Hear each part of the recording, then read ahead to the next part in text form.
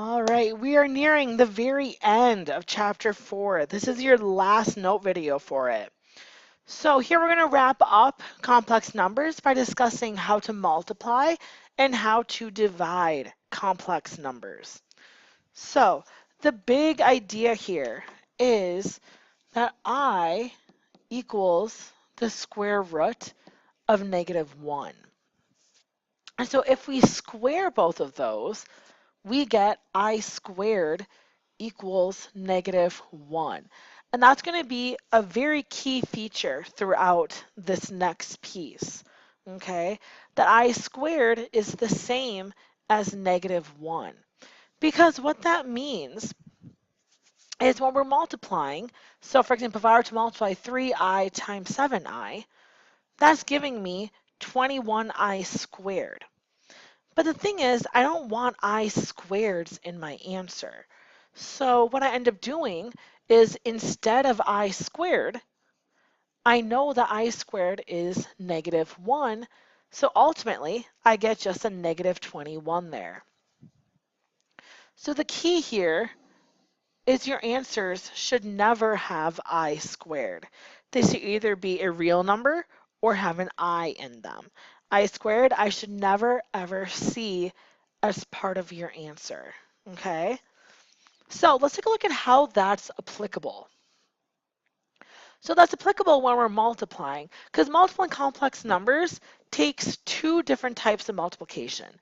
You can either distribute or you can end up having to FOIL. So let me show you distributing what that ends up looking like. So distributing, I would get a -15i plus 6i squared, right? Because 3i times 2i would be 6i squared. But remember the key thing here, we don't want I squareds. So instead of using this I squared, I'm going to call that a -1.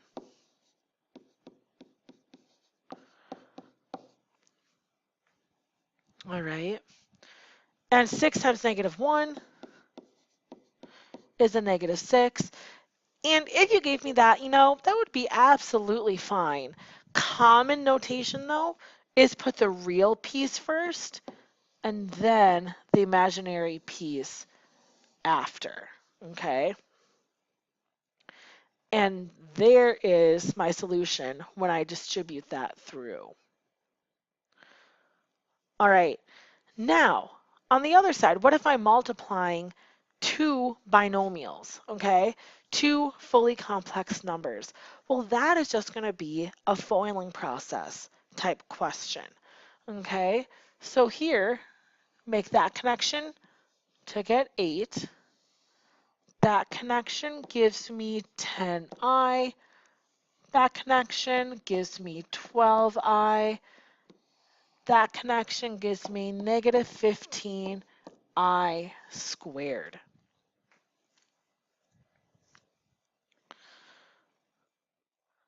All right, so I'm hoping that that part is just resonating with you completely, that that part makes total and utter sense to you. Now, this next piece, let's start combining our like terms. So here, 10i minus 12i, well, that's just going to be a -2i. And then, of course, this right here, that is -1. Remember, I squared is the exact same thing as -1. So what we end up getting there, -15 times -1, that actually turns into a +15. Once we make that conversion, now we have another like term that we can combine. 8 plus 15 gives me 23. All right, now I'm going to show you something really cool, all right? So for any multiplication problem like this, okay, this I do want to see your work, okay? However, I also want you to know how to check your answer on the calculator. So look back at that distributive problem, okay? So look back right here. I'm going to show you something really neat on the calculator, okay? So on the calculator, if you look right down here above the decimal, do you see a letter I? That is the imaginary unit I, okay? So what that means is for that problem, so you had 3, and then go right above the decimal point to get I. Sorry, I just want to make sure I type it in right.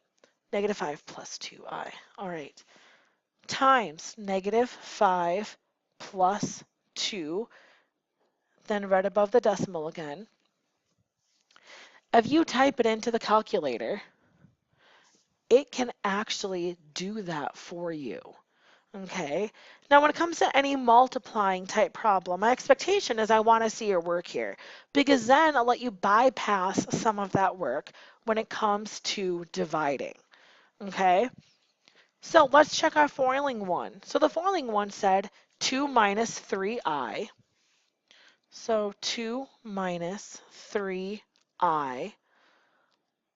And second parentheses said 4 plus 5i.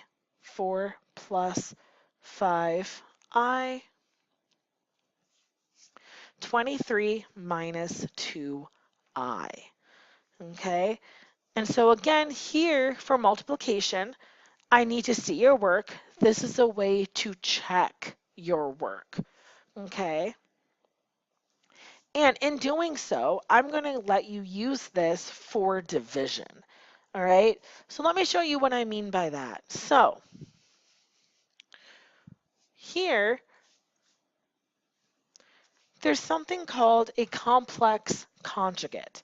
Okay, so here these two numbers, a plus bi and a minus bi, they are called complex conjugates. Okay, and they are very special. Okay, they're special when we're talking about division problems. Okay, so let's talk about how to solve these. So dividing complex numbers, you have to multiply the top and bottom by its complex conjugate of the denominator in order to simplify. Okay, so you're probably wondering, oh my God, what does that even mean? Well, complex conjugate. So here, notice on the bottom, 2 plus I. So its complex conjugate is going to be 2 minus I. Okay, you just flip the sign of the imaginary piece, okay? And the reason that that is so important, okay, is now I'm going to multiply top and bottom by that. So right now I have 3i over 2 plus I. And I'm going to multiply top and bottom by that, okay? And the reason for that is because this is going to alleviate the i's from the bottom. Let me show you how. So on the bottom, I have 2 plus I times 2 minus I. Okay? And the reason that I'm doing this is notice in the calculator, when I multiply that bottom, 2 plus I times 2 minus I. 2 plus I, 2 minus I. Notice when I multiply two conjugates together, they give me a real number back. So that's the power of doing this, is because on the bottom, I'm just getting a nice number now. Okay? So that's the goal of this, is getting a nice number in the denominator. And then on top, I can just distribute that through. So I have 6i minus 3i squared. All right, but again, you don't want that I squared. That I squared is -1. So really, I get 6i plus 3 over 5. Or again, commonly, you want to write the real piece first. And you would get that. All right, so that's the gift I'm willing to give you is for dividing problems, you need to recognize what is the conjugate, but then I'll let the calculator do that foiling for you so you don't get caught up in all of those details, okay? So here, let me show you what it looks like for this one. So again, when you're multiplying, the first thing you need to do is identify the conjugate of the bottom. So what I need is 1 plus 4i. You need to flip the sign. And then the reason I need that is because now I can take my original 1 and multiply it by the conjugate top and bottom. Now this is just like when I was completing the square, where I wasn't changing its value, I'm changing the way it looks. Because in multiplying by something that's the same top and bottom, isn't that really just multiplying by 1, realistically? So again, I'm not changing the value of this at all. All I'm doing is changing the way that it looks. So then on top, the top is nice, I can just distribute that. And the bottom. The bottom is where I'm going to be generous, okay? So because you've already shown me in the multiplication piece, you've shown me that you can FOIL that. So I will let you use the calculator to compute the bottom. 1 minus 4i times 1 plus 4i, oh, plus 4i. So I will let you use your calculator to deal with that denominator piece because you've already shown me that you know how to do that, okay? By showing me the work in the original multiplying, I will let you use the calculator to deal with that denominator to save you the effort, okay? So here now, there aren't any I squareds, oops, I squareds that need to cancel off. So this is already your answer. So again, not too horrible as long as you know how to use your calculator as a resource to step you through these problems. So let's do a challenge problem now. So here, my challenge for you is I need you to recognize this denominator right here. You need to know to multiply top and bottom by the conjugate, okay? So the conjugate of the bottom is what you want, okay? So now I need to figure out what's on the top, okay? So on the top, I'm multiplying 2 plus 3i and 3 plus 2i.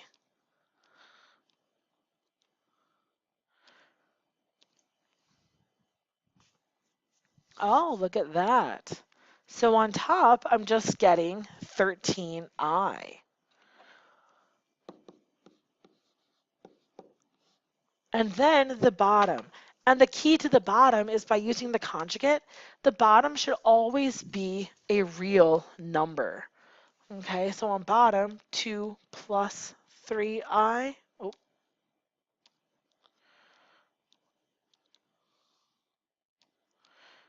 2 minus 3i. So the bottom, you should always get a nice number. And here we just get the number 13.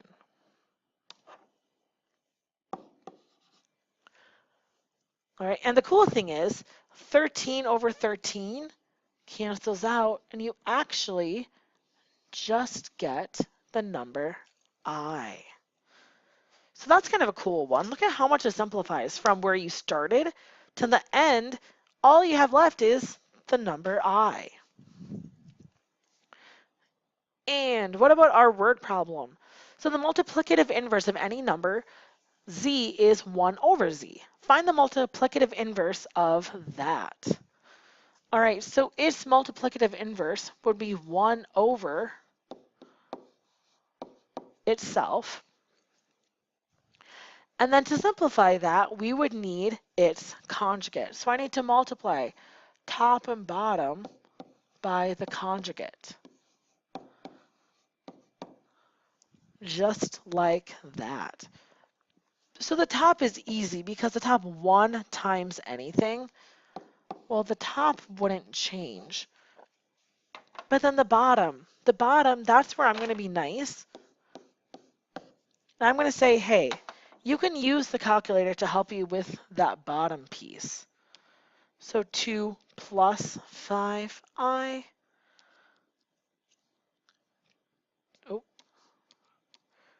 2 minus 5i. So I'll let the calculator help you with this and give you the number 29. And that is your answer. So again, as long as you're paying very careful attention, taking good notes on what I'm saying, this honestly shouldn't be that bad, okay? So again, in your summary, maybe review, write down what my expectations are that I've gone over in this video in terms of what work you should show versus what you should do on the calculator, okay? So that'd be a great summary exercise for you, right down there, and then make sure you come back ready to do your practice work.